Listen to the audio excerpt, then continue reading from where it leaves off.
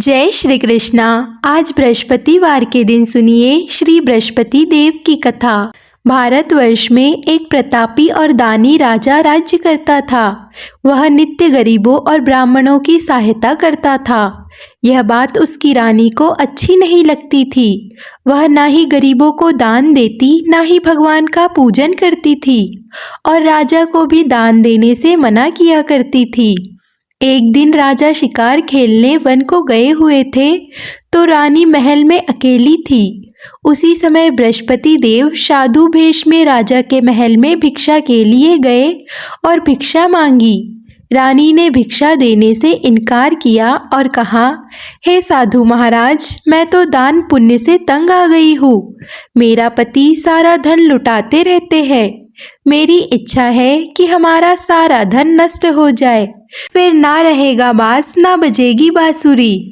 इस तरह से रानी के कहने के बाद साधु ने कहा, देवी, तुम तो बड़ी विचित्र हो। धन संतान तो सभी चाहते हैं, पुत्र और लक्ष्मी तो पापी के घर भी होनी चाहिए। यदि तुम्हारे पास अधिक धन है तो भूखों को भोजन दो, प्यासे के लिए प्याऊ बनवाओ, मुसाफिरों के लिए धर्मशालाएं खुलवाओ। जो निर्धन अपनी कुंवारी कन्याओं का विवाह नहीं कर सकते, उनका विवाह करा दो। ऐसे और कई काम हैं जिनके करने से तुम्हारा यश लोक और परलोक में फैलेगा। परंतु रानी पर उपदेश का कोई प्रभाव ना पड़ा। वह बोली, महाराज, आप मुझे कुछ ना समझाए। मैं ऐसा धन नहीं चाहती जो हर जगह बांटती फिरूं। साधु ने उत्तर दिया, यदि तुम्हारी ऐसी इच्छा है तो तथास्तु। तुम ऐसा करना कि बृहस्पतिवार को घर लीपकर पीली मिट्टी से अपना सिर धोकर स्नान करना, भट्टी चढ़ाकर कपड़े धोना। ऐसे करने से आपका सारा धन नष्ट हो जाएगा। इतना कहकर वह साधु महाराज वहां से आलोप हो गए। साधु के अनुसार कई बातों को पूरा करते हुए रानी को केवल 3 बृहस्पतिवार ही बीते थे कि उसकी समस्त धन संपत्ति नष्ट हो गई। भोजन के लिए राजा का परिवार अब तरसने लगा था। तब एक दिन राजा ने अपनी रानी से कहा कि हे रानी, तुम यही रहो, मैं दूसरे देश को जाता हूँ क्योंकि यहाँ पर सब लोग मुझे जानते हैं, इसीलिए मैं यहाँ पर कोई छोटा कार्य नहीं कर सकता। ऐसा कहकर राजा परदेश चले गए। वह जंगल से लकड़ी काट कर लाते और शहर में बेचते। इस तरह वह अपना जीवन व्यतीत करने लगे। इधर राजा के परदेश जाते ही रानी और दासी दुखी रहने लगी। एक बार जब रानी और दासी को 7 दिन तक बिना भोजन के रहना पड़ा तो रानी ने अपनी दासी से कहा, हे दासी, पास ही के नगर में मेरी बहन रहती है। वह बड़ी धनवान है। तू उसके पास जा और कुछ ले आ ताकि थोड़ा बहुत गुजर बसर हो जाए। दासी रानी की बहन के पास गई। उस दिन गुरुवार था और रानी की बहन उस समय बृहस्पतिवार व्रत की कथा सुन रही थी। दासी ने रानी की बहन को अपनी रानी का संदेश दिया, लेकिन रानी की बड़ी बहन ने कोई उत्तर नहीं दिया। जब दासी को रानी की बहन से कोई उत्तर नहीं मिला तो वह बहुत दुखी हुई और उसे क्रोध भी आया। दासी ने वापस आकर रानी को सारी बात बता दी। सुनकर रानी ने अपने भाग्य को कोसा। उधर रानी की बहन ने सोचा कि मेरी बहन की दासी आई थी परंतु मैं उससे बोली नहीं, इससे वह बहुत दुखी हुई होगी। कथा सुनकर और पूजन समाप्त करके वह अपनी बहन के घर आई और कहने लगी, हे बहन, मैं बृहस्पतिवार का व्रत कर रही थी।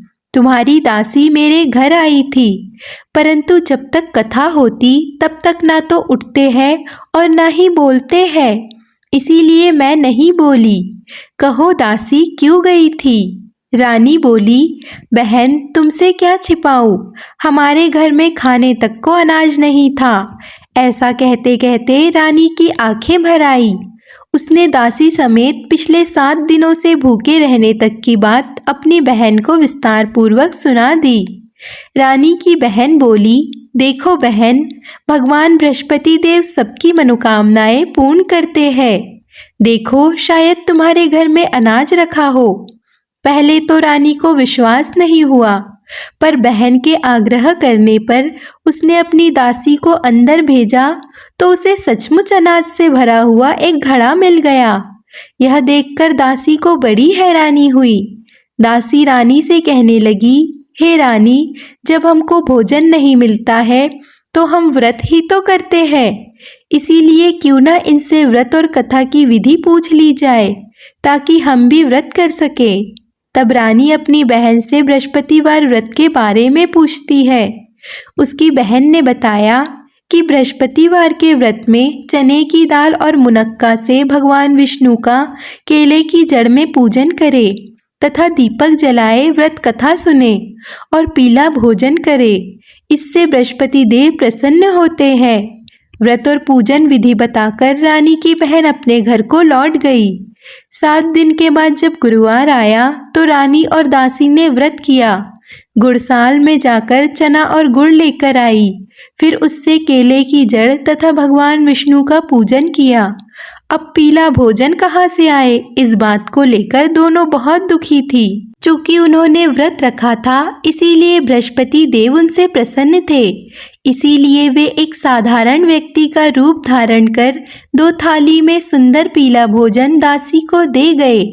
भोजन पाकर दासी प्रसन्न हुई और फिर रानी के साथ मिलकर भोजन ग्रहण किया। उसके बाद वे सभी गुरुवार को व्रत और पूजन करने लगी। बृहस्पति भगवान की कृपा से उसके पास फिर से धन संपत्ति आ गई, परंतु रानी फिर से पहले की तरह आलस्य करने लगी।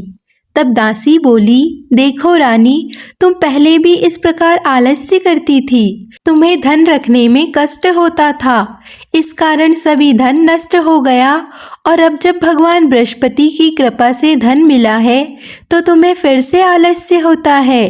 रानी को समझाते हुए दासी कहती है कि बड़ी मुसीबतों के बाद हमने यह धन पाया है, इसीलिए हमें दान पुण्य करना चाहिए, भूखे मनुष्यों को भोजन कराना चाहिए और धन को शुभ कार्यों में खर्च करना चाहिए, जिससे तुम्हारे कुल का यश बढ़ेगा, स्वर्ग की प्राप्ति होगी और पितृ प्रसन्न होंगे।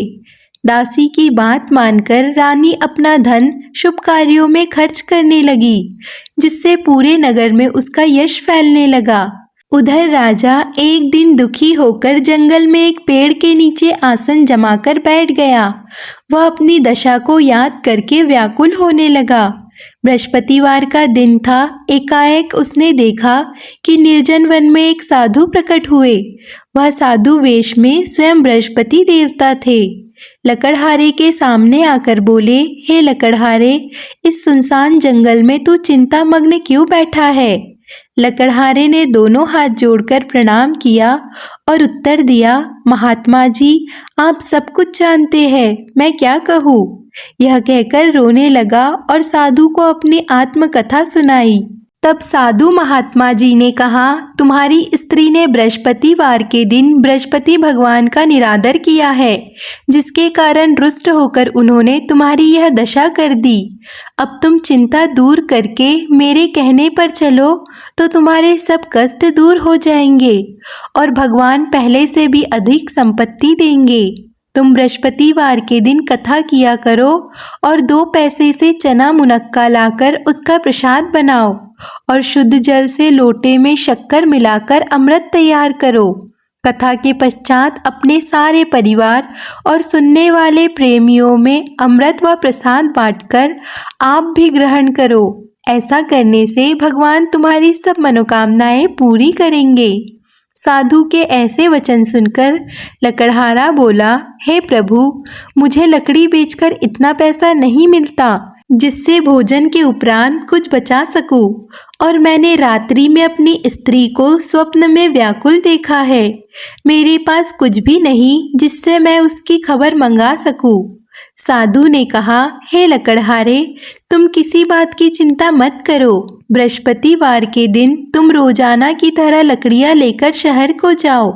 तुमको रोज से दुगना धन प्राप्त होगा, जिससे तुम भली भांति भोजन कर लोगे तथा बृहस्पति देव की पूजा का सामान भी आ जाएगा। इतना कहकर साधु महाराज अंतर्ध्यान हो गए।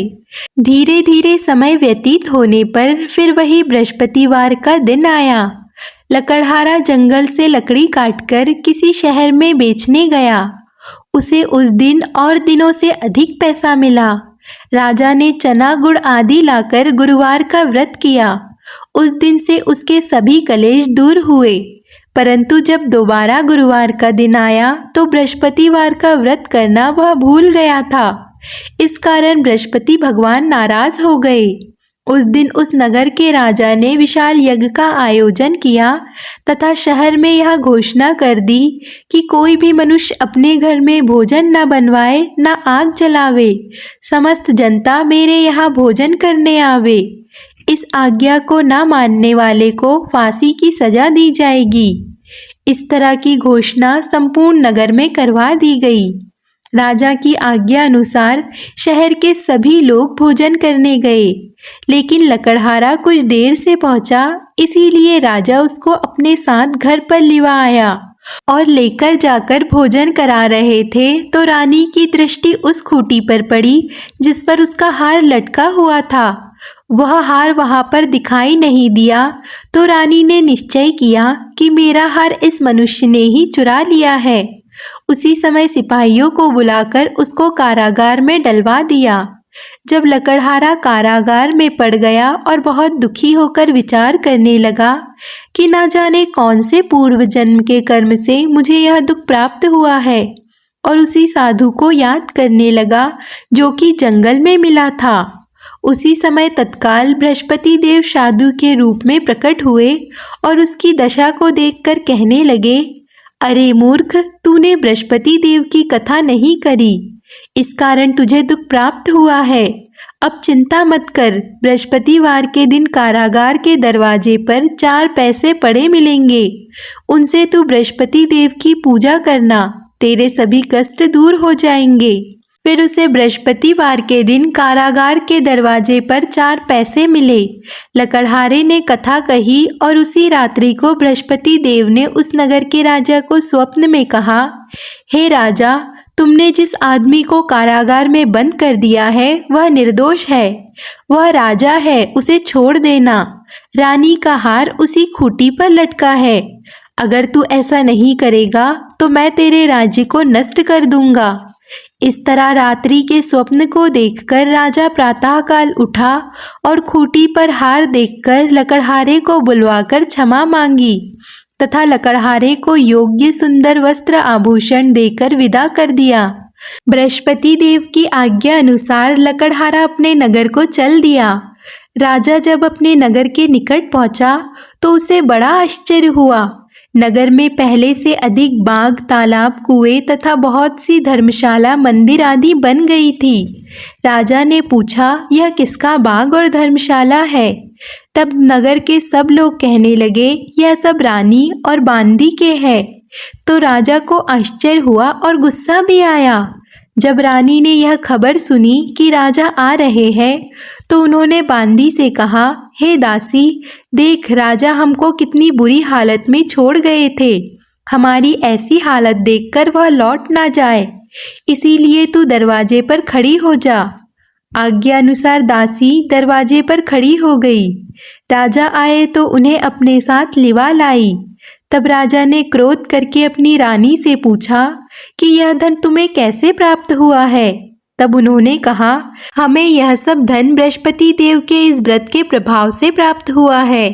तब राजा ने निश्चय किया कि 7 रोज बाद तो सभी बृहस्पति देव का पूजन करते हैं, परंतु मैं प्रतिदिन दिन में 3 बार कहानी तथा रोज व्रत किया करूँगा। अब हर समय राजा के दुपट्टे में चने की दाल बंधी रहती तथा दिन में 3 बार कहानी कहता था। एक रोज राजा ने विचार किया कि चलो अपनी बहन के यहाँ से हो आवे। इस तरह निश्चय कर राजा घोड़े पर सवार होकर अपनी बहन के यहाँ को चलने लगे। मार्ग में उसने देखा कि कुछ आदमी एक मुर्दे को ले जा रहे थे। उन्हें रोककर राजा कहने लगा, अरे भाइयों, मेरी बृहस्पति देव की कथा सुन लो। वो लोग बोले, लो हमारा तो आदमी मर गया है और इसको अपनी कथा की पड़ी है। परंतु कुछ आदमी बोले, अच्छा कहो, हम तुम्हारी कथा भी सुनेंगे। राजा ने दाल निकाली और जब कथा आदि हुई कि मुर्दा हिलने लग गया और जब कथा समाप्त हो गई तो राम राम करके मनुष्य उठकर खड़ा हो गया। आगे मार्ग में उसे एक किसान खेत में हल चलाता मिला। राजा ने उसे देखा और उससे बोले, अरे भैया, तुम मेरी बृहस्पतिवार की कथा सुन लो। किसान बोला, जब तक मैं तेरी कथा सुनूंगा तब तक 4 हरया जोत लूंगा। जा अपनी कथा किसी और को सुनाना। इस तरह राजा आगे चलने लगा। राजा के हटते ही बैल पछाड़ खाकर गिर गया तथा किसान के पेट में बड़ी जोर का दर्द होने लगा। उस समय उसकी माँ रोटी लेकर आई थी। उसने जब यह देखा तो अपने पुत्र से सब हाल पूछा और बेटे ने सभी हाल कह दिया। तो बुढ़िया दौड़ी दौड़ी उस घुड़सवार के पास गई और उससे बोली कि मैं तेरी कथा सुनूंगी, तू अपनी कथा मेरे खेत पर चलकर ही कहना। राजा ने बुढ़िया के खेत पर जाकर कथा कही, जिसके सुनते ही वह बैल खड़ा हो गया और किसान के पेट का दर्द भी बंद हो गया। फिर राजा अपनी बहन के घर पहुंचा। बहन ने भाई की खूब मेहमानी की। दूसरे रोज प्रातःकाल राजा जगा तो वह देखने लगा कि सब लोग भोजन कर रहे थे। राजा ने अपनी बहन से कहा, ऐसा कोई मनुष्य है जिसने भोजन नहीं किया हो? मेरी बृहस्पतिवार की कथा सुन ले। बहन बोली, हे भैया, यह देश ऐसा है कि पहले यहाँ लोग भोजन करते हैं, बाद में अन्य काम करते हैं। अगर कोई पड़ोस में हो तो देख आओ। वह ऐसा कहकर देखने चली गई, परंतु उसे कोई ऐसा व्यक्ति नहीं मिला जिसने भोजन ना किया हो। अतः वह एक कुम्हार के घर गई, जिसका लड़का बीमार था। उसे मालूम हुआ कि उसके यहाँ 3 रोज से किसी ने भोजन नहीं किया है। रानी ने अपने भाई की कथा सुनने के लिए कुम्हार से कहा तो वह तैयार हो गया। राजा ने जाकर बृहस्पतिवार की कथा कही, जिसको सुनकर लड़का ठीक हो गया। अब तो राजा की प्रशंसा होने लगी। एक रोज राजा ने अपनी बहन से कहा कि हे बहन, हम अपने घर को जाएंगे, तुम भी तैयार हो जाओ। राजा की बहन ने अपनी सास से कहा तो सास ने कहा, हाँ चली जा, परंतु अपने लड़कों को मत ले जाना, क्योंकि तेरे भाई की कोई औलाद नहीं है। बहन ने अपने भाई से कहा, हे भैया, मैं तो चलूंगी, पर कोई बालक नहीं जाएगा। राजा बोला, जब कोई बालक ही नहीं जाएगा तो तुम भी वहां जाकर क्या करोगी? बड़े दुखी मन से राजा अपने नगर को लौट आया। राजा ने अपनी रानी से कहा, हम निर्वंशी हैं, हमारा मुंह देखने का धर्म नहीं है और कुछ भोजन आदि नहीं किया। रानी बोली, हे प्रभु, बृहस्पति देव ने हमें सब कुछ दिया है, अब वह हमें औलाद अवश्य देंगे। उसी रात को बृहस्पति देव ने राजा से स्वप्न में कहा, हे राजा, उठ, सभी सोच त्याग दे, तेरी रानी गर्भ से है। राजा को यह बात सुनकर बड़ी खुशी हुई। इसके बाद 9वें महीने में रानी के गर्भ से एक सुंदर पुत्र पैदा हुआ। तब राजा बोला, हे रानी, स्त्री बिना भोजन के रह सकती है, पर बिना कहे नहीं रह सकती। जब मेरी बहन आवे तो मुझसे कुछ मत कहना। रानी ने सुनकर हाँ कर दिया। जब राजा की बहन ने यह शुभ समाचार सुना तो वह बहुत खुश हुई तथा बधाई लेकर अपने भाई के यहाँ आई। तब रानी ने कहा, घोड़ा चढ़कर तो नहीं आई, गधा चढ़ी आई। राजा की बहन बोली, भाभी, मैं इस प्रकार ना कहती तो तुम्हें औलाद कैसे मिलती? बृहस्पति देव ऐसे ही है, जैसे जिसके मन में कामनाएं हैं सभी को पूर्ण करते हैं। जो सद्भावना पूर्वक बृहस्पतिवार का व्रत करता है और कथा को पढ़ता और सुनता है, दूसरों को सुनाता है, बृहस्पति देव उसकी सभी मनोकामनाएं पूर्ण करते हैं। भगवान बृहस्पति देव उनकी सदैव रक्षा करते हैं। संसार में जो मनुष्य सद्भावना से भगवान का पूजन व्रत सच्चे हृदय से करता है तो उनकी सभी मनोकामनाएं पूर्ण होती है। जैसी सच्ची भावना से रानी और राजा ने उनकी कथा का गुणगान किया तो उनकी सभी इच्छाएं बृहस्पति देव ने पूर्ण की थी। इसीलिए पूर्ण कथा सुनने के बाद प्रसाद लेकर जाना चाहिए। हृदय से उनका मनन करते हुए जयकारा बोलना चाहिए। तो बोलिए बृहस्पति देवता की जय, भगवान विष्णु की जय। आज की कथा यहाँ पर संपन्न होती है। अगर आपको आज की कथा पसंद आए तो वीडियो को लाइक कमेंट शेयर ज़रूर कीजिए और इसी तरह की और भी कथाओं के लिए चैनल को सब्सक्राइब ज़रूर कर लीजिए।